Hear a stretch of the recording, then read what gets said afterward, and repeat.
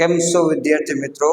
આજે આપણે ધોરણ 12 વિષય બી વાણિજ્ય વ્યવસ્થા અને સંચાલન એની અંદર આપણે અતિ આઈએમપી પ્રશ્નની આજે આપણે ચર્ચા કરવાની છે. ખૂબ જ અતિ આઈએમપી પ્રશ્ન છે, સંચાલનની વિવિધ સપાટીઓ. આમાંથી એક પ્રશ્ન હશે અને હશે જ. બરોબર વિદ્યાર્થી મિત્રો, 2 ગુણમાં 1 ગુણમાં MCQ ની અંદર કાં તો 3 ગુણની અંદર ને કાં તો 5 ગુણની અંદર. ભલે આ ચેપ્ટરમાંથી 5 ગુણનો પ્રશ્ન નથી પૂછાવાનો, પણ 2024 ના પેપરની અંદર આ પ્રશ્ન 5 ગુણની અંદર પૂછાઈ ગયો છે. એટલે આ ચેપ્ટરનો પ્રશ્નમાંથી આ પ્રશ્નને આપણે અતિ આઈએમપી પ્રશ્ન ગણીએ છીએ. આમાંથી એકાદો પ્રશ્ન તો આપણે 100% આવશે. તો ફરી વાર તમને યાદ કરાવી દઉં કે આપણે આ પ્રકરણમાંથી જનરલ વિકલ્પ સાથે કેટલા ગુણનું પૂછાવાનું છે? 15 ગુણનું પૂછાવાનું છે અને કુલ ગુણ છે 10.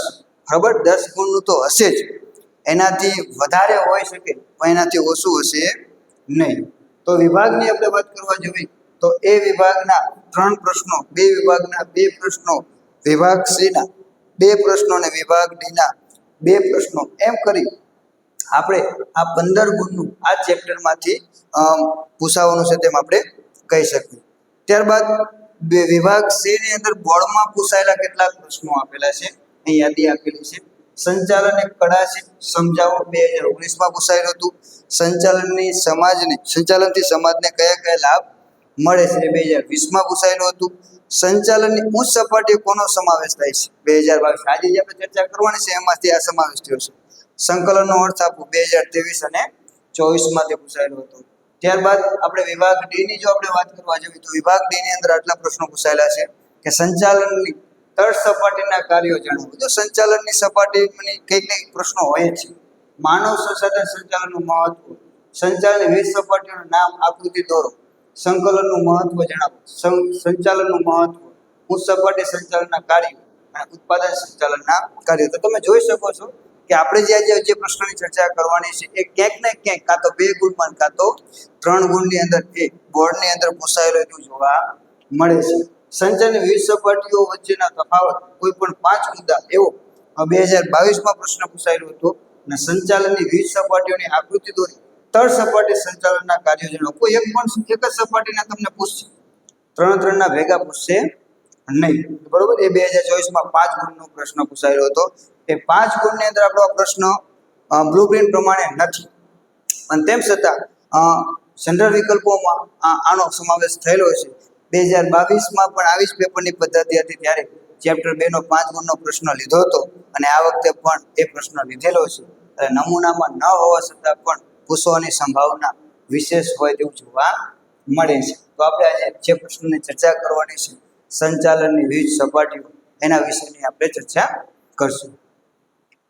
તો જો વિદ્યાર્થી મિત્રો, તમને આ આકૃતિ જે છે એક પણ ખાલી તમને 2 ગુણમાં પૂછાઈ શકે છે. આપણે આગળ જોયું, માત્ર આકૃતિ દોરવાની અને આકૃતિમાં કોનો સમાવેશ થાય છે એ આટલે લખો એટલે તમને 2 ગુણ મળી જશે. તો આકૃતિ ત્રિકોણાકાર કેમ છે?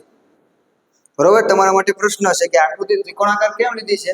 તો એ તમે પ્રશ્નનો જવાબ ગોતી અને કમેન્ટમાં જણાવજો કે ભાઈ ત્રિકોણાકાર કેમ લેવામાં આવી, આની જગ્યાએ ચોખંડી કેમ ના લેવામાં આવી. બરોબર, આપણે એના પાસે પ્રશ્ન નથી, પણ એની માટે લોજિક કારણ છે, યોગ્ય કારણ છે. એટલે એ તમે જાણવાનો પ્રયત્ન કરજો. તમારા શિક્ષકને પૂછજો કે આ ત્રિકોણાકારની આકૃતિ કેમ છે, ચોખંડી કેમ નથી, એનો જવાબ મેળવવાનો પ્રયત્ન કરજો. તો આપણે ઉચ્ચ સપાટી સંચાલનની વાત કરવા જઈએ તો એમાં સંચાલક મંડળ, મેનેજર ડિરેક્ટર અને જનરલ મેનેજરનો સમાવેશ થાય છે. એવો એક ગુણમાં પ્રશ્ન પણ આવી શકે કે ઉચ્ચ સપાટી સંચાલનમાં કોનો સમાવેશ થાય છે. બરાબર, એ જ રીતે મધ્ય સપાટી સંચાલન કે જેમાં વિભાગીય અધિકારીઓ, જેમાં ઉત્પાદન અધિકારી, ખરીદ અધિકારી, વેચાણ અધિકારી, કર્મચારી અધિકારી અથવા તો નાણાં અધિકારીનો સમાવેશ થાય. તો એ પણ એક ગુણમાં પ્રશ્ન બની શકે છે કે મધ્ય સપાટીમાં કોનો સમાવેશ થાય છે. અને ત્યારબાદ છે છેલ્લી સપાટી આપણી તળ સપાટી, જેમાં નિરીક્ષકો, જોબરો અને ફોરમેનોનો સમાવેશ થતો હોય તેવું જોવા મળે છે. તો આપણે સ્ટેપ બાય સ્ટેપ 3 સપાટીઓ વિશે વિગતવાર ચર્ચા કરશું. તો પહેલી જ આપણે સંચાલનની ઉચ્ચ સપાટી સંચાલન, સૌથી ઉપરની ટોપ. તો એમાં કોનો સમાવેશ થાય છે? તો આપણે આગળ આકૃતિમાં જોયું, સંચાલક મંડળ, મેનેજર ડિરેક્ટર અને જનરલ મેનેજરનો સમાવેશ કરવામાં આવેલો છે. તો એની અંદર જેમ આપણે વાત કરી તેમ એકમના સંચાલન અંગેની સર્વોચ્ચ સત્તા ધરાવતી સપાટીને ઉચ્ચ સપાટી તરીકે ઓળખવામાં આવે છે. સૌથી ઉપરની સપાટી છે આપણી જે આકૃતિ બની એમાં સૌથી ઉપરની આ ટોચની સપાટી છે તેમ કહી શકાય, એટલે કે ઉચ્ચ સપાટી તરીકે ઓળખવામાં આવે છે. ત્યારબાદ જેમ આપણે આમાં જ લખેલું છે સંચાલનની ઉચ્ચ સપાટીમાં સંચાલક મંડળ, મેનેજર ડિરેક્ટર, ત્યારબાદ મેનેજિંગ ડિરેક્ટર અને જનરલ મેનેજરનો સમાવેશ કરવામાં આવેલો છે. ત્યારબાદ મુખ્ય વહીવટી અધિકારી ચીફ એજ્યુકેશન ઓફિસરનો પણ એની અંદર સમાવેશ કરવામાં આવેલો છે. તો એક એક ગુણની અંદર પ્રશ્ન વિદ્યાર્થી મિત્રો ઘણીવાર પૂછાયેલો છે કે સીઓ નું પૂરું નામ જણાવો. બરોબર, તો ચીફ એજ્યુકેટિવ ઓફિસર એનું પૂરું નામ છે તેમ ધ્યાન રાખજો, અથવા તો ગુજરાતીમાં પણ મુખ્ય વહીવટી અધિકારી એમ પણ તમે લખી શકો છો. એટલે એવો પણ એક ગુણમાં પ્રશ્ન પૂછાયેલો છે, એમસીક્યુમાં પણ પ્રશ્ન આવી શકે છે. ત્યારબાદ ધંધાકીય એકમના મહત્વના નીતિ વિષયક નિર્ણયો લેવાનું કાર્ય ઉચ્ચ સપાટીએ કેન્દ્રિત થતું હોય તેવું જોવા મળે છે. જો તમને કદાચ પૂછે એક ગુણમાં પ્રશ્ન પૂછે કે ઉચ્ચ સપાટી સંચાલનનું કાર્ય શું, તો આપણે કાર્ય જોશું તેના કાર્ય તો 10 કાર્યો છે. તો એક ગુણના પ્રશ્નમાં 10 કાર્યો લખાય નહીં. તો એક ગુણમાં તમારે લખવું હોય તો શું લખવાનું કે ઉચ્ચ સપાટી સંચાલનનું કાર્ય શું, તો કે નીતિ વિષયક નિર્ણય લેવાનું કાર્ય. આવું એક ગુણમાં પ્રશ્ન પૂછાય તો નીતિ વિષયક નિર્ણય લેવાનું કાર્ય એ ઉચ્ચ સપાટીએ થતું હોય તેવું જોવા મળે છે. આ સપાટીને ટોચની સપાટી અથવા તો સર્વોચ્ચ સપાટી તરીકે પણ ઓળખવામાં આવે છે. તો આ સપાટીને સૌથી ઉપરની એટલે કે ટોચની સપાટી અથવા તો સર્વોચ્ચ સપાટી તરીકે ઓળખવામાં આવે છે. તો વિદ્યાર્થી મિત્રો આટલામાં ઘણા બધા પ્રશ્નોના તમારા જવાબ આવે, ઘણા બધા પ્રશ્નો તમને આમાંથી પૂછાઈ શકે છે. એટલે ખાસ તમારે વિદ્યાર્થીઓ આને ધ્યાનમાં લેવાનું. આ ખૂબ જ આઈએમપી પ્રશ્ન છે. વારંવાર તમને હું સૂચના આપું છું કારણ કે આના પ્રશ્નો આપણને પૂછાશે. ત્યારબાદ એના કાર્યોની આપણે વાત કરીશું કે ઉચ્ચ સપાટી સંચાલનના કાર્ય. પહેલું જ કાર્ય એકમના મુખ્ય અને ગૌણ હેતુ નક્કી કરવા. બરોબર કે ભાઈ આ ઉચ્ચ સપાટી ઉપર છે, કંપનીનો સૌથી મોટો આધાર આ સપાટી પર રહેલો છે. તો કંપનીના મુખ્ય અને ગૌણ હેતુ શું છે, કારણ કે કોઈ પણ કંપની સ્થાપના હેતુ વગર થઈ શકે નહીં. તો એમનો હેતુ શું છે, એનો મુખ્ય હેતુ શું અને ગૌણ હેતુ શું છે એ નક્કી કરવાનું કામ એ ઉચ્ચ સપાટીય સંચાલનને થાય છે. ત્યારબાદ એકમના ટ્રસ્ટી તરીકેનું કાર્ય. જો માલિક તરીકે ને ટ્રસ્ટી તરીકેની વાત કરેલી છે, બરોબર છે. તમે એ વસ્તુ ઉપર તમે હક કરી શકો છો, પણ કાયમી હક માલિકીપણાનો હક કરી શકતા નથી. એવો ગાંધીજીએ ટ્રસ્ટીશીપનો સિદ્ધાંત આપેલો છે. એના અનુસાર આપણે કહી શકાય છે કે એકમના ટ્રસ્ટી તરીકે કાર્ય કરવાનું છે, માલિક તરીકે નહીં. તો તમે સંચાલકની અંદર સમાવેશ થાય છે, તો એ કંપનીના ખાલી સંચાલક મંડળ તરીકે એમડી તરીકે તમારે ભૂમિકા ભજવવાની નથી. તમારે ટ્રસ્ટી તરીકેનું કાર્ય કરવાનું છે. ધંધાકીય એકમના મુખ્ય વહીવટી અધિકારી એટલે કે સીઓની અને ઉચ્ચ અધિકારીઓની નિમણૂક કરવી અને તેમને સત્તાને જવાબદારીની વહેંચણી કરવી. એટલે ઉચ્ચ સપાટી સંચાલક મંડળ જે છે એમાંથી સીઓ તરીકે કોણ કાર્ય કરશે એની નિમણૂક કરશે, અને સાથે સાથે કેટલાક ઉચ્ચ અધિકારીઓની નિમણૂક કરવાનું કામ પણ એ આ સંચાલન ઉચ્ચ સપાટીએ થતું હોય તેવું જોવા મળે છે. અને કોની કેટલી જવાબદારી અને કોની કેટલી સત્તા એની પણ અહીં વહેંચણી કરવામાં આવે છે, જેથી કરી દરેક કાર્ય કોણ કે રીતે કરી શકે એનું કામ થઈ શકે. ત્યારબાદ એકમના વિવિધ વિભાગો દ્વારા તૈયાર કરવામાં આવેલા અંદાજપત્રને મંજૂર કરવા. જો આના નીચે પછી અલગ અલગ વિભાગો છે, તો કંપનીનું જે અંદાજપત્ર તૈયાર કરવાનું હોય ત્યારે એને જુદા જુદા વિભાગમાંથી અંદાજપત્ર મંગાવે છે.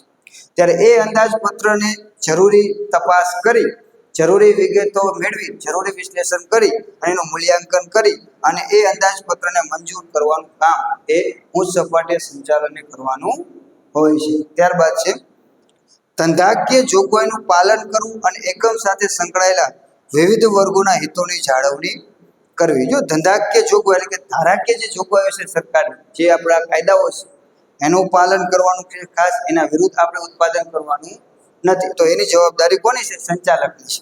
ત્યારબાદ એકમ સાથે સંકળાયેલા વિવિધ વર્ગો એટલે કેવા? શેર ડિબેન્ચર હોલ્ડરો, બોન્ડ ધારકો, લેણદારો, આ બધા વિવિધ વર્ગો છે. કર્મચારીઓ છે, આ બધા જે છે ગ્રાહકો છે, એ વિવિધ વર્ગો જે છે એ કંપની સાથે એટલે કે એકમ સાથે સંકળાયેલા છે. તો એના હિતોની જાળવણી કરવાનું કામ પણ કોનું હોય છે? તો સંચાલક મંડળ ઉચ્ચ સપાટી સંચાલનમાં જે કાર્ય કરે છે એનું હોય તેમ આપણે કહી શકીએ. ત્યારબાદ લાંબા ગાળાના આયોજન કરી વ્યૂહાત્મક નિર્ણય લેવો. સંચાલનનું કામ શું છે? એ ટૂંકા ગાળાનું કામ નથી, એને લાંબા ગાળાનું વિચારવું છે. ભવિષ્યનું ધ્યાનમાં રાખી અને વર્તમાનમાં નિર્ણય લેવાના છે. એટલે લાંબા ગાળાનો વિચાર કરી અને લાંબા ગાળે કઈ રીતે આપણે નીતિ અમલમાં મૂકશું તો આપણા હેતુઓ સિદ્ધ થઈ શકે, એટલે એવા વ્યૂહાત્મક નિર્ણય લેવાનું કામ પણ એ કરે છે.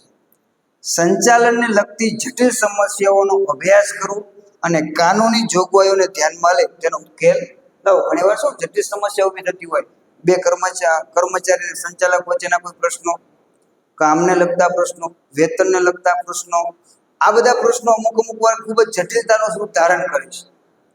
ત્યારે એ પ્રશ્નને વધુને વધુ જટિલ બનાવવા કરતા એવા પ્રકારનો રસ્તો અપનાવવો જોઈએ કે જેથી કરી આ જટિલ સમસ્યા જે છે એ કાયદેસર રીતે કાનૂની જોગવાઈને ધ્યાનમાં રાખી અને પાર પડવી જોઈએ, એટલે કે ઉકેલ આવવો જોઈએ. તો જ વ્યવસ્થા જળવાઈ રહેશે.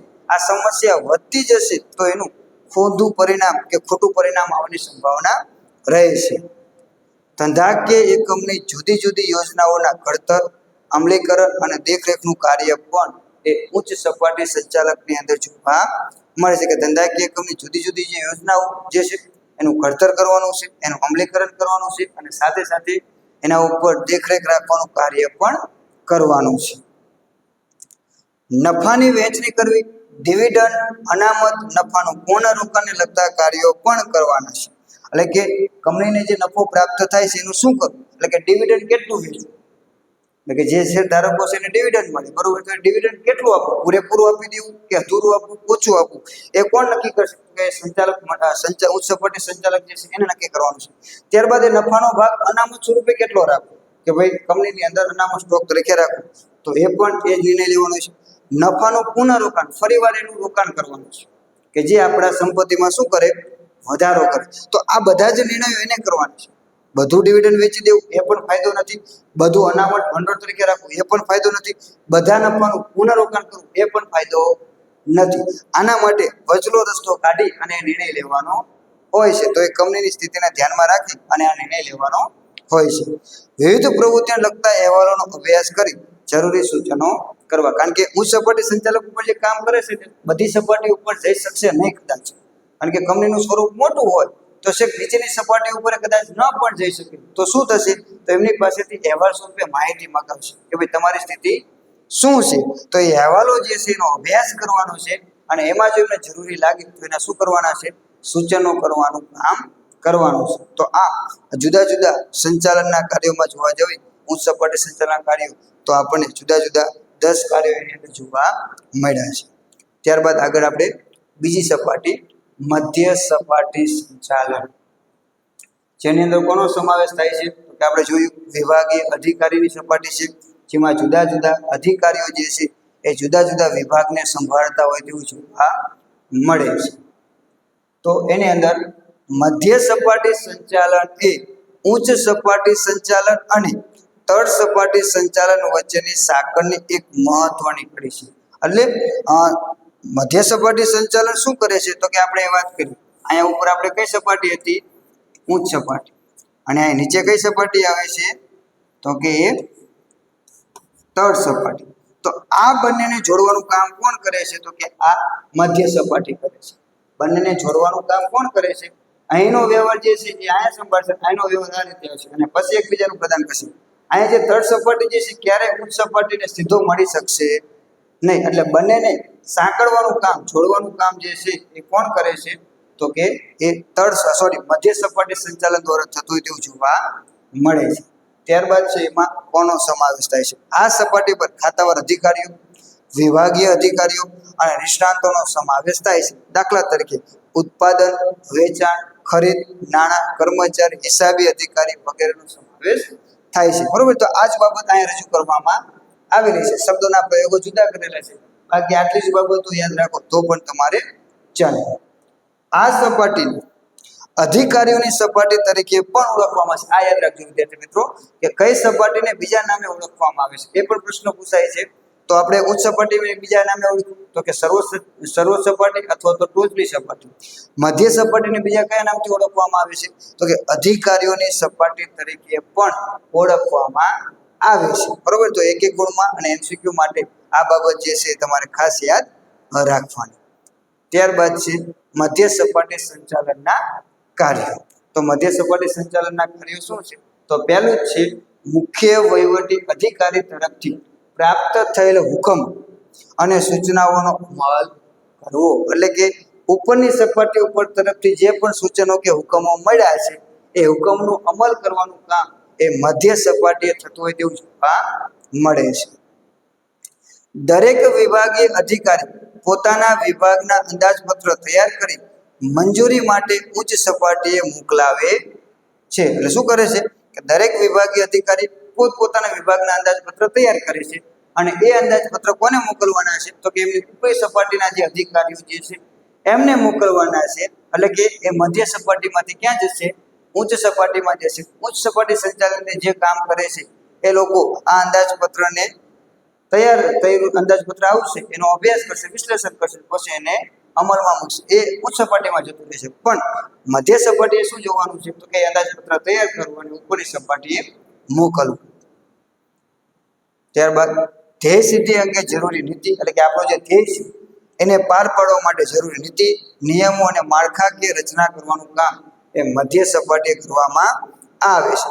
આ અંગેને જરૂરી કાર્યવિધિ નક્કી કરવી, એટલે કે શું કરવું તેનું મૂલ્યાંકન કરવું અને તેની ચકાસણી કરવા માટેના યોગ્ય ધોરણો કે માપદંડ નક્કી કરવાનું કામ પણ એ મધ્ય સપાટીની અંદર થતું હોય તેવું જોવા મળે છે. ત્યારબાદ વિભાગની પ્રવૃત્તિની કાર્યદક્ષતા, એટલે કે આપણા જે વિભાગની પ્રવૃત્તિ છે, આપણામાં જે વિભાગ આવે છે, દાખલા તરીકે નાણું વિભાગ છે, ખરીદ વિભાગ છે કે અન્ય કોઈ વિભાગ છે, એની કાર્યદક્ષતા વધે અને એની અસરકારકતા કેવી રીતે વધે એ અંગેના જરૂરી પગલાં લેવાનું કામ પણ એ મધ્ય સપાટીએ થતું હોય તેવું જોવા મળે છે. પોતાના વિભાગના કર્મચારીઓનો જુસ્સો વધે તેવા પ્રયત્નો કરવા છે. પોતાના જે કર્મચારીઓ જે છે, પોતાના નીચે જે કર્મચારીઓ કામ કરે છે એનો જુસ્સો કેમ વધે, એટલે કે ઉત્સાહથી કઈ રીતે કામ કરે, તો એક માટેની જવાબદારી પણ મધ્ય સપાટી છે. કારણ કે કર્મચારીઓ અમુક સમય નિરુત્સાહી બને, થાક લાગે, કંટાળો લાગે, તો એવા સમયગાળાની અંદર આપણા કર્મચારીનો જુસ્સો કઈ રીતે વધે એના માટેના પ્રયત્નો કરેલા. જો કંપની ઘણીવાર તમને મનોરંજન માટે ટિકિટો આપે છે, ક્યાંય ફરવા માટે લઈ જાય છે, તો આ પાછળનું કારણ શું છે? તો કે એનો જુસ્સો વધે એના માટેનો એ પ્રયત્ન કરતા હોય તેવું જોવા મળે છે. તો આ રીતે પણ કંપનીની અંદર સંચાલકો પોતાના કર્મચારીઓનો જુસ્સો વધારવાના પ્રયત્નો કરતા હોય છે. ત્યારબાદ આગળ અન્ય વિભાગના અધિકારી. જો અન્ય વિભાગના અધિકારી, હવે તમે તમારા વિભાગ સાથે સ્વતંત્ર છો. ઉત્પાદન વિભાગ જુદું છે, ખરીદ વિભાગ જુદું છે, નાણાં વિભાગ જુદું છે, તો તમે તમારા વિભાગ સાથે સ્વતંત્ર છો. પણ એનો મતલબ એવો નથી કે તમે સ્વતંત્ર છો, કારણ કે તમે કંપની સાથે સંકળાયેલા છો. એટલે અન્ય વિભાગના અધિકારીઓ સાથે સતત સંપર્કમાં રહેવું અને એના વચ્ચે સંકલન સાધવું જરૂરી છે. કારણ કે એકનું કાર્ય અગાઉ હાલતું હોય, એકનું કાર્ય પાછળ હાલતું હોય તો કંપનીનો હેતુ સિદ્ધ થતો નથી. કંપનીનું તો કાર્ય બધા ભેગા મળીને કરે છે ત્યારે સિદ્ધ થશે, કોઈ એક વિભાગથી સિદ્ધ થતું નથી. એટલે બધા વચ્ચે સંકલન સ્થાપવાનું કામ પણ એ મધ્ય સપાટીએ કરવાનું છે. પેટા વિભાગના કાર્ય પર ધ્યાન આપવું, કે ભાઈ પોતાનું કાર્યને સરળ કરવા માટે એને નીચે પોતાની જવાબદારી આપી છે, બીજો વિભાગ તૈયાર કરેલો છે, તો એ પોતાનો પેટા વિભાગના કાર્યો પર સતત ધ્યાન રાખવાનું કામ પણ કોને કરવાનું હોય છે? મધ્ય સપાટીના સંચાલકે કરવાનું હોય છે. વિભાગની પ્રવૃત્તિઓ ઉપર દેખરેખ રાખવી, માહિતી મેળવી, તેનું અર્થઘટન કરવું, ધોરણી આપી અને ઉચ્ચ સપાટી સંચાલક સમક્ષ તે માહિતી રજૂ કરવી. જો વિભાગની જે તમને જે વિભાગ આપ્યો છે એની જ વાત કરી છે, બીજા સાથે કોઈ મતલબ નથી. તમારી પાસે જે વિભાગ છે એના ઉપર સતત દેખરેખ રાખવાની છે કે ભાઈ આપણું કાર્ય કઈ રીતે થઈ રહ્યું છે, એની માહિતી સતત મેળવતું રહેવાનું છે અને એ માહિતીનું અર્થઘટન કરવાનું છે કે ભાઈ આપણે જે પ્રમાણે ઉદ્દેશ પ્રમાણે ચાલે છે, એ જ પ્રમાણે આપણું ઉત્પાદન થાય છે, એ જ પ્રમાણે આપણું વેચાણ થાય છે, એ જ પ્રમાણે આપણી ખરીદી થાય છે. જે તમારો વિભાગ છે એનું અર્થઘટન કરવાનું, જરૂરી લાગે તો એના ધોરણી આપવું અને એ બધી જ માહિતી જે છે એ કોની સમક્ષ રજૂ કરવાની હોય છે? તો કે એમનીથી ઉપરની જે સપાટી ઉપર જે છે ત્યાં એ બધી જ માહિતી રજૂ કરવાની છે કે ભાઈ અમારી સ્થિતિ આવી છે, અમારું ઉત્પાદન આવું છે, અમારું વેચાણ આવું છે, અમારું નાણાકીય સ્થિતિ આવી છે. તમારો જે વિભાગ છે એની માહિતી ઉપર સુધી પહોંચાડવાની હોય છે. ઉચ્ચ સપાટી સંચાલનને નીતિ વિષયક નિર્ણયો લેવામાં મદદરૂપ થવું, બરોબર, એ પણ કાર્ય છે. કારણ કે નીતિ વિષયક નિર્ણય લેવાનું કામ કોનું છે? ઉચ્ચ સપાટી સંચાલક. પણ ઉચ્ચ સપાટી સંચાલકને બધી સ્થિતિનો સાચો ખ્યાલ ન હોય, કારણ કે વાસ્તવિક સ્થિતિ તમે કાર્ય કરો છો, તો અમુક બાબતો મધ્ય સપાટીના કર્મચારીઓને ખબર છે, અધિકારીઓને ખબર છે. તો એ જ્યારે પણ કોઈ નિર્ણય લેવાનો છે એ નિર્ણયની અંદર તમારી પાસે રહેલી જે શક્તિ જે છે એ શક્તિનો ઉપયોગ કરવાનો છે અને એમને શું કરવાનું છે, મદદરૂપ થવાનું છે. એમનાથી કોઈ ખોટો નિર્ણય લેવાતો હોય અથવા ખોટી બાબતોનો આગ્રહ રખાતો હોય ત્યારે એની વાસ્તવિક સ્થિતિનું ચિત્ર આપણે રજૂ કરવાનું કામ કરવાનું હોય છે. તો હતું આ મધ્ય સપાટી સંચાલનના કાર્યો. હવે આપણે છેલ્લા વાત કરશું તળ સપાટી સંચાલન, બોટમ એટલે કે સૌથી નીચલી. તો સૌથી નીચેની સપાટી આપણે જોઈશું જેમાં કોનો સમાવેશ થાય છે, તો નિરીક્ષકોનો, જોબરો અને ફોરમેનોનો સમાવેશ થતો હોય તેવું જોવા મળે છે. તો આ જે સપાટી તળ સપાટી જે છે એમાં આગળ આપણે વધશું. સંચાલનની આ સપાટી નિરીક્ષકો, જોબરો અને ફોરમેનોનો સમાવેશ થાય છે. આ સપાટીને નિમ્ન સપાટી અથવા તો નિરીક્ષકોની સપાટી તરીકે પણ ઓળખવામાં આવે છે. ખાસ યાદ રાખજો, આ ત્રીજું ઉચ્ચ સપાટીને સર્વોચ્ચ છટા, મધ્ય સપાટીને વિભાગીય અધિકારી અને આ સપાટીને નિમ્ન સપાટી અથવા તો નિરીક્ષકની સપાટી. અને જે આના સિવાય પણ એક નામ છે એ આપણે પણ જોઈ લઈએ. સંચાલનની ઉચ્ચ સપાટી લીધેલા નિર્ણયો અને નીતિઓનું અમલીકરણનું જો કોઈ કાર્ય કરતું હોય તો એ આ સપાટી થતું હોય છે. તેથી સંચાલનની આ સપાટીને કાર્યકારી સપાટી તરીકે પણ ઓળખવામાં આવે છે. યાદ રાખજો, ઘણીવાર પૂછાયેલું છે કે કાર્યકારી સપાટી એટલે શું, બરોબર. આ બાબતને ધ્યાન અથવા તો એમ પણ પ્રશ્ન પૂછી દે કાર્યકારી સપાટી એટલે શું, તો એ નિમ્ન સપાટી એ જ કાર્યકારી સપાટી છે એટલે પણ યાદ રાખજો. તો નિમ્ન સપાટીને ત્રણ નામથી ઓળખવામાં આવે છે, તળ સપાટી, ત્યારબાદ નિરીક્ષકની સપાટી અને ત્યારબાદ કાર્યકારી સપાટી તરીકે પણ ઓળખવામાં આવે છે. વિદ્યાર્થી મિત્રો ખાસ યાદ રાખજો, કારણ કે આમાંથી આપણને એક ગુણના પ્રશ્નો અને MCQ આપણને મળવા પાત્ર રહેતા હોય છે. ત્યારબાદ આગળ આ સપાટીએ સંચાલનનું કાર્ય ઓછું અને વહીવટનું કાર્ય કેવું થાય છે, વધારે. એટલે આને સંચાલન ઓછું કરવાનું છે પણ રોજબરોજનું જે કાર્ય કરવાનું છે એ કાર્ય એમને કરવાનું છે. એટલે વહીવટનું કાર્ય ત્યાં કેવું જોવા મળે છે, વધારે જોવા મળે છે. ત્યારબાદ એના આપણે કાર્યોની ચર્ચા કરશું. તળ સપાટી સંચાલનના કાર્યો. તો પહેલું જ કાર્ય છે કામદારોના કાર્યોનું નિરીક્ષણ કરવું. સૌથી તળ સપાટી પર તમે આવી ગયા છો, તમે સીધા જ કામદારના કોન્ટેક્ટમાં છો એટલે એ કામદારોનું કાર્ય કેવું છે એનું નિરીક્ષણ કરવાનું કામ એ તળ સપાટી સંચાલકોનું હોય તેમ આપણે કહી શકાય. ત્યારબાદ કામદારોમાં શિસ્ત અને જુસ્સો વધે તેવા પ્રયત્નો કરવાના છે. ભાઈ કામદારોમાં પણ શિસ્તતા રહે અને એમનો જુસ્સો વધે અને કંપનીમાં પોતાની અંદર રહેલી આવડતનો ઉપયોગ કરી અને કામ કરે એવા પ્રયત્નો કરવાના હોય છે. પોતાના વિભાગના રોજિંદા કાર્યોનું આયોજન કરવું. જો એ વહીવટનું કાર્ય વધારે છે, સંચાલન ઓછું છે, એટલે પોતાનો જે વિભાગ છે અને પોતાને જે કામ મળ્યું છે તો એ કામને કઈ રીતે પાર પાડવું એના માટેની આખી વ્યવસ્થા કે આખી જવાબદારી જો કોઈના માથે હોય તો એ કોની છે, તો કે તળ સપાટી સંચાલક. એટલે પોતાનું જેટલું માત્ર સીમિત કામ છે એનું રોજનું આયોજન કરવાનું કામ પણ કોનું છે, તળ સપાટી. કર્મચારીઓને લગતા કાર્યો કરવા, દાખલા તરીકે બદલી, બઢતી, તાલીમ વગેરે, બરોબર. આ કર્મચારીને લગતા કાર્યો છે એ તો એ તળ સપાટી થશે. બદલી, ભાઈ કોઈને એક સ્થળેથી બીજા સ્થળે, બઢતી એટલે કે ઉપરથી નીચેથી ઉપર લઈ જવામાં આવે, અને તાલીમ, આ બધા કાર્યો તળ સપાટીની અંદર થતા હોય તેવું પણ જોવા મળે છે. પોતાના વિભાગના કાર્યો કરવા માટે વિભાગીય અધિકારીઓ પાસેથી સૂચનો, હુકમો અને કાર્યક્રમો મેળવવાનું કામ પણ કોણ કરે છે, તો કે એ તળ સપાટીએ થતું હોય તેવું જોવા મળે છે. કે પોતાના વિભાગના કાર્યો કરવા માટે વિભાગીય અધિકારીઓ પાસેથી, વિભાગીય અધિકારીઓ એટલે કઈ સપાટી, મધ્ય સપાટી. મધ્ય સપાટીને આપણે બીજી કઈ સપાટી કહેતા હતા, વિભાગીય અધિકારીઓ. તો એટલે મધ્ય સપાટી પાસેથી એ હુકમો કે સૂચનો અને કાર્યક્રમો મેળવવા અને એ પ્રમાણે કાર્ય કરવાનું હોય છે. યંત્રોની ગોઠવણી. યાદ રાખજો વિદ્યાર્થી મિત્રો, ઘણીવાર પ્રશ્ન પૂછતો છે યંત્ર વિન્યાસ એટલે શું.